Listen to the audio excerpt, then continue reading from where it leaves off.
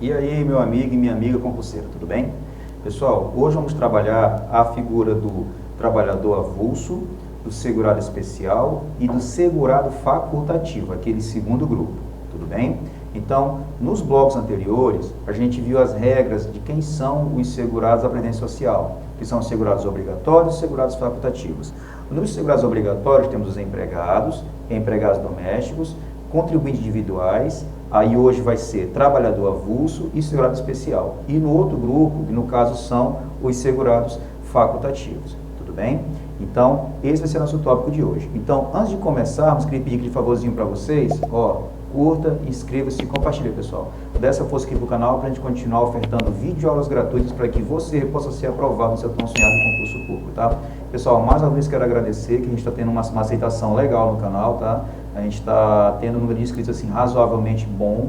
Então, nosso intuito é só crescer e fornecer videoaulas gratuitas até a sua aprovação realmente, tá bom? Então, pessoal, sem mais delongas, vamos aqui começar a nossa aula de hoje, ainda falando dos segurados da Previdência Social, os segurados obrigatórios e os segurados facultativos. Bem, professor Iane Gentil na área, seu professor de Direito Previdenciário aqui do nosso canal. Vamos aqui à nossa aula de hoje. Vamos lá ainda sobre segurados obrigatórios, os dois últimos que faltam para a gente finalizar essa parte, que no caso vamos trabalhar agora o trabalhador avulso. Turma, primeira observação.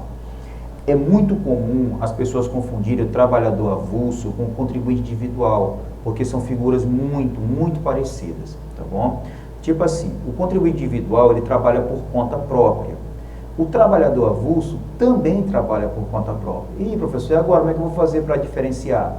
Fácil. O contribuinte individual, ele não precisa ter órgão gestor de mão de obra para ele ser considerado um contribuinte individual. Basta que ele preste serviço. Enquanto que o trabalhador avulso, ele pode ser sindicalizado ou não, mas é obrigatória a intermediação de um órgão gestor de mão de obra.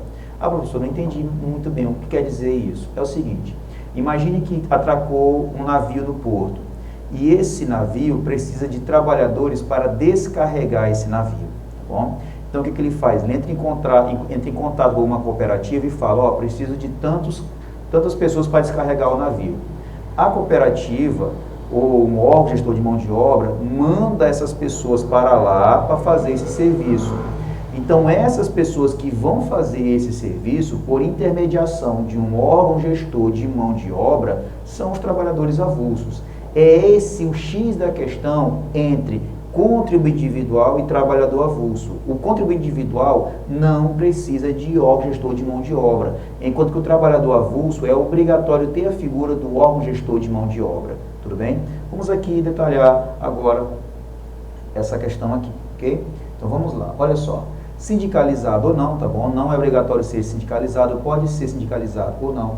Que preste serviço de natureza urbana ou rural a diversas empresas ou equiparados. Olha aqui, pessoal, sem vínculo empregatício. Então, por mais que tenha um órgão gestor de mão de obra intermediando, esses trabalhadores avulsos não são empregados desse órgão gestor de mão de obra, tá bom? Então, sem vínculo empregatício, já falei para vocês. Se tiver vínculo empregatício, ele é o quê? É empregado. Falou em vínculo empregatício, é empregado, tá bom? Então, sem vínculo empregatício, com intermediação obrigatória, tá vendo como é obrigatório, do órgão gestor de mão de obra ou sindicato da categoria. Então, essas pessoas, uma entidade, no caso, um órgão gestor de mão de obra ou um sindicato, é que vai pegar essas pessoas e disponibilizar para fazer algum serviço. Então, tem que ter a figura do órgão gestor de mão de obra ou sindicato para ser um trabalhador avulso. Tudo bem? Então, vamos lá. Tem presunção de recolhimento, tranquilo, né? Você prestou serviço, lógico que vai ser presumido o seu recolhimento. É obrigação do órgão gestor de mão de obra ou sindicato o recolhimento e o repasse do recolhimento ao INSS. Ah, professor, quer dizer que se eu fizer esse serviço em nome do órgão gestor de mão de obra, quer dizer que ele vai fazer o recolhimento? Exatamente, vai fazer tanto o recolhimento como o repasse do INSS, tá bom? Turma, até agora que a gente viu, o empregado tem presunção de recolhimento, o empregado doméstico tem presunção de recolhimento, o contribuinte individual não tem presunção de recolhimento, tá? Porque ele trabalha por conta, e o trabalhador avulso também tem presunção de recolhimento pelo órgão gestor de mão de obra ou sindicato. Tudo bem? Então, pessoal, esse é o X da questão. Não esqueçam do órgão gestor de mão de obra ou sindicato. É obrigatória a participação deles. Bom, vamos lá. Continuando ainda, pessoal, trabalhador avulso. Olha aqui. Quem são eles? Quem está incluído nessa categoria? Então, temos aqui, ó, o trabalhador que exerce atividade portuária de capatazia, estiva, conferência e conserto de carga e vigilância de embarcação e bloco. Turma, falou em porto, falou em pessoal que trabalha no porto, é trabalhador avulso, tá? Desde que tenha a figura do órgão gestor de mão de obra, tá bom? Vamos lá. O trabalhador de estiva de mercadorias de qualquer natureza, inclusive carvão ou minério, os famosos estivadores. Trabalhador em alvarenga. Pessoal, alvarenga é uma embarcação para carga e descarga de navios, tá? Isso é uma alvarenga. A lei não fala o que é alvarenga, só fala alvarenga. Aí eu trouxe aqui para vocês, tá bom? É embarcação para carga e descarga de navios. O amarrador de embarcação, o ensacador de café, cacau, sal e similares. O trabalhador na indústria de extração de sal. O carregador de bagagem em porto. Olha só, que quando vocês passarem no concurso, vão fazer um cruzeiro, né? Então, quem carrega a bagagem de vocês é o trabalhador avulso, tá bom? O prático de barra em porto, pessoal, o prático é muito interessante. Esse cara ganha tanto dinheiro que vocês nem imaginam. O prático é o cara que estaciona navios, olha que interessante. Geralmente o prático fala 3, 4 idiomas, é obrigatório e é concurso público, tá bom? E é um salário exorbitante e o cara é trabalhador avulso, olha que interessante, tá bom? O guindasteiro, o classificador, o movimentador e o empacotador de mercadorias em posse. Caramba, professor, mas é gente? Ainda tem mais. Olha o segundo bloco. Tá? Quem exerce atividade de movimentação de mercadorias em geral, são os estivadores, em áreas urbanas ou rurais, sem vínculo empregatício. Se eu já falei, se tiver vínculo empregatício, se torna automaticamente empregado. Com intermediação obrigatória do sindicato da categoria, ó, intermediação obrigatória, por meio de acordo ou convenção coletiva de trabalho. Vocês pegaram o nuance da coisa aqui, pessoal? Então tem que ter uma intermediação obrigatória de alguém, tá? Seja o sindicato ou o órgão gestor de mão de obra, tá bom? Então olha aqui, ó. Cargas e descargas de mercadorias a granel e ensacados, costura, pesagem, embalagem, enlonamento, ensaque, arrasto, posicionamento, acomodação, reordenamento, reparação de carga, amostragem, arrumação, remoção, classificação, empilhamento, transporte com empilhadeiras, paletização, ova e desova de vagões, carga e descarga em feiras livres e abastecimento de lenha em secadores e caldeira. Caramba, professor, essa galera todinha? Pois é, turma, é gente pra caramba. Professor, vou ter que decorar isso aqui tudinho. Olha, de certo modo não, tá bom? O que você só decora é o seguinte, assim vai ficar mais simples. Não tem vínculo empregatício, tem que ter a figura do órgão gestor de mão de obra. Pessoal, e falou de alguém trabalhando no porto, já acende o sinal. Provavelmente vai ser o trabalhador avulso, tá bom? Operação de equipamentos de carga e descarga, pré-limpeza e limpeza em locais necessários às operações ou à sua continuidade. Tudo bem, pessoal? Beleza, vamos lá. Então, pessoal, esses são os trabalhadores avulso. Como eu falei para vocês, o grande pulo do gato aqui é ele não tem vínculo empregatício e tem intermediação obrigatória de um órgão gestor de mão de obra ou sindicato. Vocês vão abusar de ouvir falar isso, mas é o que vai salvar vocês na hora da prova, tá bom? Vamos lá. Pessoal, vamos falar agora do nosso segurado especial, tudo bem? Então vamos lá, olha só quem é ele. Pessoa física residente no imóvel rural ou em aglomerado urbano ou rural próximo que individualmente, ou seja, sozinho, ou em regime de economia familiar, ainda que com auxílio eventual de terceiros. Pessoal, aqui não falou auxílio obrigatório, falou auxílio eventual, ou seja, de vez em quando pessoas ajudam essa criatura aqui, tá bom? Na condição de produtor, seja ele proprietário, usufrutuário, possuidor, assentado, parceiro ou meeiro, outorgados, comodatário ou arrendatário rurais que explora atividade. Então, pessoal, o segurado especial é aquela pessoa que trabalha no campo, como produtor, tá bom? Então, cuidado com isso aqui. No caso, é a pessoa física que reside em imóvel rural ou aglomerado urbano, tá bom? Pode ser tanto individualmente ou economia familiar. Como assim, professor? A pessoa trabalha sozinha no campo, segurado especial. Ah, tem uma família que trabalha no campo, segurado especial. Ah, professor, mas a roça dele é um pouquinho grande, então de vez em quando ele contrata pessoas para ajudar. Opa, também segurado especial. Olha aqui, pessoal, auxílio eventual de terceiros. Tudo bem? Então, beleza. Então, as pessoas que trabalham no campo nessas condições são os segurados especiais, tá certo? Vamos lá. Então, aqui no caso, quais são as atividades rurais que a pessoa pode explorar? Agropecuária em área contínua ou não de até 4 módulos fiscais.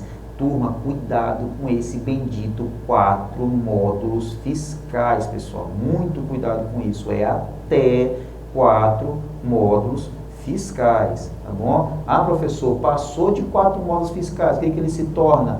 Contribuinte individual. A gente viu na aula anterior. Tá bom? Professor, mas quem tem menos de 4 módulos fiscais pode ser contribuinte individual? Pode, desde que ele não seja trabalhador do campo em economia familiar, tá bom? Tem umas regrinhas lá que a gente viu na última aula. Aqui, pessoal, o cara que trabalha em economia familiar, praticamente o cara trabalha no campo para sobreviver, para comer, tá bom? Então, agropecuária em área contínua ou não de até 4 módulos fiscais, tudo bem? Vamos lá. O seringueiro ou extrativista vegetal na coleta e extração de modo sustentável de recursos naturais renováveis e faça dessas atividades o principal meio de vida. Então, pessoal, aquela pessoa que trabalha na extração de seringa, né, na extração de borracha, seringa foi ótimo, na extração de borracha, tá bom? Assim, geralmente é o pessoal lá da região norte, né, lá no Amazonas, que fica cortando uma árvore lá específica, que ela vai coletando borracha para vender, tá bom? E o extrativista vegetal também está nessa jogada aqui. Tudo bem? Seringa foi ótimo. Vamos lá. Turma, o pescador artesanal, ou a este assemelhado que faça da pesca profissão habitual ou o principal meio de vida. Professor, como assim pescador artesanal? Aquele cara que pesca para comer, aquele que pesca para vender um peixinho na feira. Não vamos confundir com aquele cara que tem uma embarcação de médio ou grande porte. Se o cara tem uma embarcação de médio ou grande porte, contribuinte individual, tá bom? Aquele é pescador artesanal, tá bom, pessoal? Cuidado. Cônjuge ou companheiro, isso aqui é uma observação importantíssima, ó. O cônjuge ou companheiro, bem como o filho maior de 16 anos de idade, ou a este equiparado do segurado, que comprovadamente tem a participação ativa nas atividades rurais ou pesqueiras artesanais, respectivamente, do grupo familiar. Então, professor, quer dizer que tem uma família, certo? O pai trabalha no campo, certo? Ele é segurado especial? Sim. A mulher dele que ajuda também é? Sim. O filho de 15 anos é? Não. Tem que ser maior de 16 anos de idade. Pessoal, a gente fala maior de 16 anos de idade, é 16 anos e um dia, tá bom? Então, o cara completou 16 anos hoje, ele já pode ser um segurado especial. Tudo bem, pessoal? Então, tanto o chefe da família como o restante da família que trabalham em regime de economia familiar são segurados especiais, ok? Vamos lá, continuando aqui, pessoal. Não é segurado especial o membro de grupo familiar que possui outra fonte de rendimento. Então é assim, pessoal, olha só, a regra principal é assim. Imagine que tem lá uma família que trabalha no campo. O pai trabalha no campo, segurado especial. A esposa trabalha no campo, segurado especial. O filho trabalha no campo. Só que o filho trabalha no campo não direto. Às vezes ele vai na cidade ser vendedor de loja, por exemplo. Ele só vai lá no campo para dar uma força para o pai e para a mãe. Esse cara que trabalha em loja, ele é um segurado especial? Não, pessoal, não, porque ele porque no caso ele é empregado, tá bom? Mas olha só, essa aqui é a regra. Não é segurado especial, membro de grupo familiar que possui outra fonte de rendimento. Aí tem as exceções que mesmo a pessoa tendo outra fonte, ainda continua sendo segurado especial. Quais são essas exceções? Então, ó, quem recebe benefício de pensão por morte, auxílio acidente ou auxílio reclusão, cujo valor não supere do menor benefício da Previdência Social, tá bom? Então, vamos supor o seguinte, o cara lá, ele trabalha no campo, beleza, a esposa dele trabalha no campo, só que ela já recebe uma pensão por morte do primeiro marido. Ela continua sendo segurada especial? Continua, pessoal. Então, quem recebe benefício previdenciário que não ultrapasse o menor benefício da Previdência Social, tá bom? Que não ultrapasse esse valor, ele continua sendo segurado especial. Ou seja, tem uma segunda fonte de renda, mas mesmo assim continua sendo segurado especial, tá bom? Então, quem recebe pensão por morte, auxílio acidente, auxílio reclusão, cujo valor não supere o menor benefício da Previdência Social. Turma, a gente vai ter uma aula futura falando dos benefícios previdenciários, tá bom? Não se preocupe, eu estou só dando aqui uma pincelada por cima, certo? Vamos lá. Benefício concedido ao segurado qualificado como segurado especial, independentemente do valor, tá bom? Então vamos lá, o benefício concedido ao segurado qualificado como segurado especial. Então, o cara no segurado especial ele recebe algum benefício específico disso, então independe do valor do que ele possa receber, tá bom? Benefício previdenciário pela participação em plano de previdência complementar, tá bom? Então vamos supor, o cara ele recebe uma previdência por fora aí, mas ele resolveu trabalhar no campo, montar uma rocinha para ele. Segurado especial? Segurado especial, tá bom? Participação com beneficiário ou integrante do grupo familiar que tem algum componente que seja beneficiário de programa assistencial oficial de governo. Professor, não entendi isso aqui. Entendeu sim. Imagine que um dos membros da família do segurado especial receba bolsa, não é nem Bolsa Família agora é Auxílio Brasil, mudou o nome. Então essa pessoa recebe benefício da assistência oficial de governo. Continua sendo segurado especial? Continua sendo, pessoal, mesmo que ele receba esse auxílio, tá bom? Então vamos lá. Exercício de atividade remunerada em período não superior... que é a regra de ouro, pessoal, olha só. Exercício de atividade remunerada em período não superior a 120 dias corridos ou intercalados no ano civil. Imagine que essa pessoa no campo, ela trabalha no campo. Só olha só, pessoal, tem o período entre safra, que é aquele período que não consegue colher, tá bom? É mais uma preparação de terra, esse tipo de coisa. E às vezes a pessoa quer trabalhar alguma outra atividade para ter algum dinheiro até chegar ao período da safra, tá bom? Então ela pode trabalhar? Pode, desde que esse tempo que ela trabalhe fora lá da parte do campo não ultrapasse 120 dias corridos ou intercalados no ano civil. Como assim, professor? 120 dias direto, tá bom? Não pode passar 120 direto, ou 120 dias intercalados. Como assim? 30 dias hoje, 30 dias esse mês, daqui a 2 meses mais 30 dias, daqui a 3 meses mais 30 dias. Então a soma desse período de trabalho não pode ultrapassar 120 dias, tá bom? Então tanto faz se é 120 dias corridos ou intercalados dentro do ano civil, tá bom? Então o ano civil começa 1º de janeiro e termina 31 de dezembro. Esse é o ano civil, certo? Vamos lá. Exercício de mandato eletivo, olha só, cuidado, mandato eletivo, professor, prefeito, vereador, não, de dirigente sindical, tá? Não é qualquer mandato eletivo, não. Cuidado, se a banca só falar assim, exercício de mandato eletivo, ponto, tá errado, porque mandato eletivo implica deputado, senador, vereador, prefeito, e essa galera não entra, que são agentes políticos. Nesse caso aqui, pessoal, mandato eletivo de dirigente sindical, tá bom? Então, ó, exercício de mandato eletivo de dirigente sindical, de organização da categoria de trabalhadores rurais. E outra coisa, é do sindicato lá dos trabalhadores rurais. Se for um sindicato de uma outra área, já não se enquadra mais, tá bom? Ah, professor, é sindicato dirigente dos arrumadores. E aí? Contribuinte individual, tá bom? Vamos lá. Continuando ainda, segurado especial. Exercício de vereador do município. Aqui, ó, olha só, pessoal, observação aqui, o pulinho do gato, olha só. Exercício de mandato de vereador do município quando desenvolve atividade rural ou de dirigente de cooperativa rural constituída exclusivamente por segurados especiais. Ah, professor, você falou que o vereador não entra. Eu falei, mas olha aqui o plus aqui da questão. Não é qualquer vereador, pessoal. Mandato de vereador do município onde desenvolve atividade rural. O cara tem uma roça numa cidade, mas ele é vereador em outra, não entra. O cara tem uma roça na cidade, é vereador dessa cidade, ele pode ser um segurado especial? Pode, desde que desenvolva uma atividade rural ou de dirigente de cooperativa rural constituída exclusivamente por segurados especiais. Então tem que tomar muito cuidado com a figura do vereador, pessoal. Ele pode ser um segurado especial desde que seja vereador onde ele desenvolve atividade rural, tá bom? Cuidado com isso aqui. Parceria ou meação otorgada na forma e condições estabelecidas, atividade artesanal, olha só, desenvolvida com matéria-prima produzida pelo respectivo grupo familiar, podendo ser utilizada matéria-prima de outra origem, desde que, nesse caso, a renda mensal obtida da atividade não exceda o menor benefício de prestação continuada da Previdência Social. Ah, professor, o cara trabalha no campo, ele faz umas esculturas, um artesanato. Ele pode vender e continuar sendo segurado especial? Pode sim. desde que a venda desse artesanato não exceda ao menor benefício de prestação continuada da Previdência Social, tá bom? Então não pode ultrapassar esse valor aqui, tá bom? Então não exceda o menor benefício de prestação continuada da Previdência Social, certo? Vamos lá. Atividade artística, desde que em valor mensal inferior ao menor benefício de prestação continuada da Previdência Social. Então, o cara tem uma roça, mas ele é músico, gosta de tocar na noite. Continua sendo segurado especial? Continua, desde que o dinheiro que ele ganhe na atividade artística não ultrapasse esse menor benefício, o valor do menor benefício, tá bom? Vamos lá.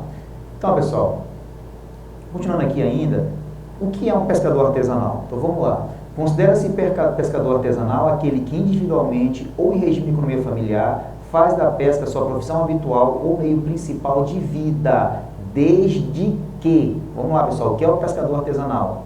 Não utiliza embarcação e utiliza embarcação de pequeno porte. O professor que falou não utiliza embarcação, que utiliza embarcação. Cuidado, cuidado. Vamos supor que aquele cara que pesca na beira do rio, com uma rede, com uma tarrafa, com uma varinha. Então esse cara aqui, ele é um pescador artesanal, tá bom? Ah, moço, mas ele tem uma canoa, uma embarcação de pequeno porte. Continua sendo segurado especial? Continua sendo segurado especial, porque é uma embarcação de pequeno porte. Agora, se for de médio ou grande porte, contribuinte individual, tá bom? Vamos lá. Caramba, professor, mas esse segurado especial é grande. Está acabando, pessoal, está acabando. O grupo familiar poderá utilizar-se de empregado contratado, olha só. Lembra daqueles terceiros que prestam eventualmente serviço? Olha só. Poderá utilizar-se de empregado contratado por prazo determinado, no máximo 120 pessoas por dia no mesmo ano civil. Professor, esse pedaço aqui me dá uma confusão do caramba. Como é esse negócio de 120 pessoas por dia no mesmo ano civil? Olha, é bem estranha essa parte mesmo, tá bom? Então, pessoal, pelo que já me disseram, é o seguinte, o cara pode contratar 120 pessoas para trabalhar um dia, só um dia. Ou então ele pode contratar uma pessoa para trabalhar 120 dias no máximo, tá bom? Então, por isso que falou aqui, ó, por prazo determinado no máximo, 120 pessoas por dia no mesmo ano civil. Quando cai isso aqui na prova, o nego fala, meu Deus, que coisa estranha, está errado isso aqui, como é que pode ser 120 pessoas por dia? É o que a lei diz, pessoal, e está correto, tá bom? Vamos lá, em períodos corridos ou intercalados, ainda por tempo equivalente em horas de trabalho, à razão de 8 horas por dia e 44 horas por semana. Pessoal, assim, a pessoa vai trabalhar na horário normal de serviço, né? 8 horas de segunda a sexta, 4 horas no sábado, dá 44 horas semanais. Hipótese em que períodos de afastamento decorrentes de percepção de auxílio por incapacidade temporária não serão computados. Tudo bem, pessoal? Então, um cara que ele foi contratado aqui temporariamente para ajudar o segurado especial, ele está afastado por auxílio por incapacidade temporária. Esse tempo que ele ficou afastado vai contar? Não, não conta, tá bom? Vamos lá, então no máximo 120 dias, intercalados ou não, tá bom? Vamos lá, primeiro, temos aqui duas observações. Primeira observação. Entende-se como regime de economia familiar a atividade em que o trabalho dos membros da família é indispensável à própria subsistência. Pessoal, ou a família trabalha para comer, eles passam fome. Praticamente é isso, regime de economia familiar, tá bom? E ao desenvolvimento socioeconômico do núcleo familiar e é exercido em condições de mútua dependência e colaboração, sem a utilização de empregados permanentes. Não pode utilizar empregados permanentes. Só reforçando o que eu falei agora há pouco, que a pessoa pode contratar alguém para trabalhar no máximo 120 dias. Tá bom? Nada de empregado permanente. Segunda observação. Entende-se como auxílio eventual de terceiros o que é exercido ocasionalmente em condições de mútua colaboração, não existindo subordinação nem remuneração. Tá bom? Então, esse auxílio eventual de terceiros não existe subordinação e nem remuneração. Professor, eles são pagos como? Pode ser pago com o próprio produto. Ou, pessoal, a remuneração aqui que fala não é o salário em si. Vamos supor que essas pessoas trabalham, recolham bastante comida, né, vamos dizer assim, lá no campo, vendam e rachem esse lucro entre eles. Pode ser nenhum problema. Não pode ter subordinação e nem remuneração específica. Tá bom, pessoal? Tranquilo? Beleza. Esse é o nosso segurado especial. Vamos agora trabalhar o nosso segundo e último grupo, que é o segurado facultativo. Professor, graças a Deus, eu estou cansado de ver segurado. Tá não, só esse aqui que falta. Pessoal, lembrando, são dois grupos, segurados obrigatórios, e tem que decorar, pessoal. Primeiro truque, decorar quem são os segurados obrigatórios. Empregado, empregado doméstico, contribuinte individual, trabalhador avulso, segurado especial. São 5 os segurados obrigatórios. Já o segurado facultativo é um outro grupo, tá bom? São aquelas pessoas que não são obrigadas a pagar a previdência social. Por isso que é segurado facultativo, tá certo? Então vamos lá, olha o que fala. O pessoal, cuidado com esse bolsista aqui. Turma, olha só, a pessoa que trabalha, que ela é bolsista e ela está de acordo com a lei, como assim de acordo com a lei? O cara trabalha geralmente 4 horas por dia, ele não recebe o salário mínimo inteiro, ele recebe uma parte ou menos que um salário mínimo.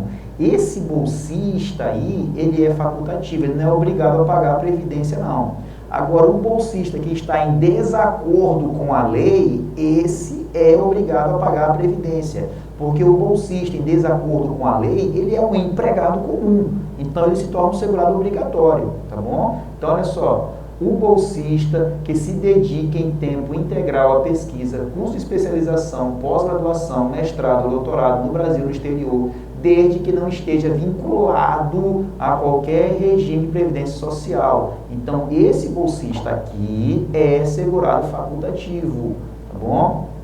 O presidiário. Professor, o presidiário pode pagar a previdência? Pode, ele pode, pessoal. Ele não é obrigado, mas ele pode. Então, o presidiário que não exerce atividade remunerada, nem esteja vinculado a qualquer regime de previdência social, tá bom? Vamos lá. O brasileiro residente domiciliado no exterior. Ah, professor, eu vou embora do Brasil, vou para os Estados Unidos. Lá eu ganho dinheiro, estou trabalhando de empregado lá e ganho bastante dinheiro. Eu posso pagar a previdência no Brasil? Pode. Você não vai ser obrigado, você pode pagar, tá bom? Você se torna um segurado facultativo, tá certo? O segurado recolhido à prisão sob regime fechado ou semiaberto. Ah, professor, quer dizer que o cara que está preso em regime fechado. O que é regime fechado? O cara passa o tempo todo na cadeia, não sai para nada. Semiaberto, o cara trabalha durante o dia e dorme na cadeia à noite. Ah, professor, o que está no regime aberto? Pelo amor de Deus, aí fala sério, né? Vamos lá, é regime fechado ou semiaberto. Que nesta condição preste serviço dentro ou fora da unidade prisional, ou seja, o cara pode trabalhar dentro da cadeia ou fora da cadeia, a uma ou mais empresas, com ou sem intermediação da organização carcerária, tá? Não é obrigatório que a unidade carcerária seja intermediadora, ou entidade afim, ou que exerce atividade artesanal por conta própria. O cara está preso, está fazendo nada, eu vou fazer aqui um artesanato para vender, pego o meu dinheirinho, eu posso pagar a previdência? Posso. Sou obrigado? Não, porque você é um presidiário. Aí, no caso, você é um segurado facultativo, tá bom? O atleta beneficiário do Bolsa Atleta. Não, ó, pessoal, e cuidado, tá? Professor, eu sou atleta e recebo Bolsa Atleta, mas eu sou filiado ao regime próprio. Ou você está no regime próprio, ou você está no regime geral. Se qualquer pessoa que esteja vinculada ao regime próprio, nesse caso aqui, ele não pode, pessoal, ser filiado ao regime geral nessa qualidade de segurado facultativo. É proibido por lei, tá bom? Então, o atleta beneficiário do Bolsa Atleta, não filiado a regime próprio de previdência social, ou não enquadrado em uma das hipóteses de segurado obrigatório. O cara só vive para ser atleta e recebe somente essa bolsa aqui. Professor, ele pode pagar? Pode. É obrigatório? Não, não é obrigatório. Tá bom? Vamos lá. Pessoal, tá acabando aqui, facultativo. Olha isso aqui, pessoal. É vedada a filiação ao regime geral de previdência social na qualidade de segurado facultativo de pessoa participante de regime próprio. Tem uns engraçamentos que falam assim, professor, eu vou fazer concurso, vou ganhar bem e vou me aposentar no meu concurso que eu vou passar. Ótimo, lindo, coisa boa, coisa maravilhosa. Professor, mas ao mesmo tempo eu vou separar um dinheirinho e vou pagar do INSS para me aposentar nos dois ao mesmo tempo. Não pode fazer desse modo, não. Desse modo você não pode. Você pode, assim, você ser concursado e se aposentar como concursado, beleza. E se você arranjar um tempo, trabalhar de empregado ou contribuinte individual no regime geral. Aí você pode se aposentar nos dois. Agora, como você tem um regime próprio como concursado e querer ser um segurado facultativo, aí não pode, pessoal. É proibido por lei, isso é crime, tá bom? Vamos lá. Então, de pessoa para regime próprio, previdência social, salvo na hipótese de afastamento sem vencimento e desde que não permitida nesta condição, contribuição desse regime próprio. Tipo assim, professor, passei no concurso, beleza. Estou trabalhando aqui há um tempão, mas eu quero me afastar temporariamente, né? Eu vou pegar uma licença não remunerada, que eu posso fazer isso, ela parece que é de 2 anos no máximo, e eu quero montar um negócio próprio nesse tempo. Nesse caso, como eu estou afastado do regime próprio, eu posso ser um segurado do regime geral? Pode. Posso ser facultativo? Pode, desde que você não receba remuneração do regime próprio, tá bom? Você ficou afastado temporariamente sem remuneração, não pode receber remuneração. Aí, nesse caso, você pode sim ser um segurado facultativo, tá bom? A filiação na qualidade de segurado facultativo representa ato volitivo, gerando efeito somente a partir da inscrição e do primeiro recolhimento. Então, pessoal, você faz se quiser, não é obrigatório, tá bom? E outra, é a partir da data que você faz o seu primeiro recolhimento, tá bom? Não podendo retroagir e não permitindo o pagamento de contribuições relativas a competências anteriores à data da inscrição. Ah, professor, você é facultativo e quero pagar anos anteriores para eu custar mais cedo. Opa, não pode. É daqui para frente, tá bom? Então, ó, não podendo retroagir e não permitindo o pagamento de contribuições relativas a competências anteriores à data da inscrição. Tá bom, pessoal? Vamos lá. Após a inscrição, o segurado facultativo somente poderá recolher contribuições em atraso quando não tiver ocorrido perda da qualidade de segurado. Professor, eu estou pagando meu segurado facultativo bonitinho, só que eu me aperriei e passei uns tempos sem pagar. Eu posso pagar, se eu voltar a pagar, eu posso pagar esse tempo que eu fiquei sem contribuir? Pode, desde que você não perca a qualidade de segurado, tá bom? Pessoal, a gente vai ver isso aqui futuramente, tá bom? Como é que você faz para não perder essa qualidade de segurado, certo? Porque tem um prazo para você, que você pode ficar um tempo sem contribuir. Se você extrapolar esse prazo, você perde a qualidade de segurado, tá bom? Tem regras para isso aqui. Então, enquanto você não perder essa qualidade de segurado, você pode continuar pagando a sua previdência, inclusive pagando a que está em atraso, tá bom? Como segurado facultativo, que não tem problema, certo? O segurado poderá contribuir facultativamente durante os períodos de afastamento ou de inatividade, desde que não receba remuneração nesses períodos e não exerça outra atividade que o vincule ao regime geral da Previdência Social ou ao regime próprio de Previdência Social. É aquele cara que está totalmente afastado, não está trabalhando em nada, não está vinculado a nada, e ele pode contribuir facultativamente? Pode sim, pessoal. Ah, professor, como assim? Tu ficou desempregado, não está trabalhando em nada, está totalmente parado, mas tu faz um bico aqui, um bico lá e tal, e você às vezes consegue um dinheirinho e quer continuar pagando a sua previdência. Então, ó, pode sim, pessoal, sem nenhum problema. Tudo bem? Beleza. Então, pessoal, essas aqui são as figuras dos segurados da Previdência Social.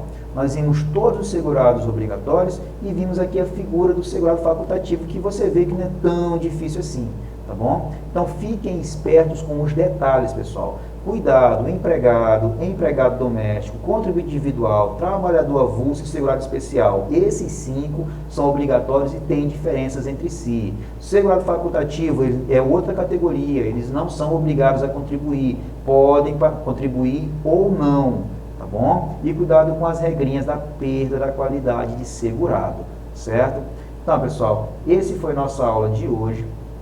No próximo bloco, a gente vai trabalhar questões relativas a este assunto, tá bom? Então, pessoal, antes de finalizar, vou pedir aquele favorzinho para vocês, ó, curta, inscreva-se e compartilha, dá essa força aqui para o nosso canal para a gente continuar ofertando videoaulas gratuitas para que você possa ser aprovado no seu tão sonhado concurso público.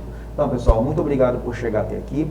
Foi uma aula um pouco longa, mas faz parte, tá bom? Não foi tão comprida assim, e você vê que não é tão difícil também, tá? Então, pessoal, força, foco, fé, dedicação, e tudo vai dar certo. Sua aprovação é só questão de tempo. Não desista, não pare de estudar, que a sua aprovação virá, tá bom? Então, pessoal, vai ficando por aqui. Fiquem com Deus, um forte abraço e valeu, pessoal. Até na próxima aula. Tchau!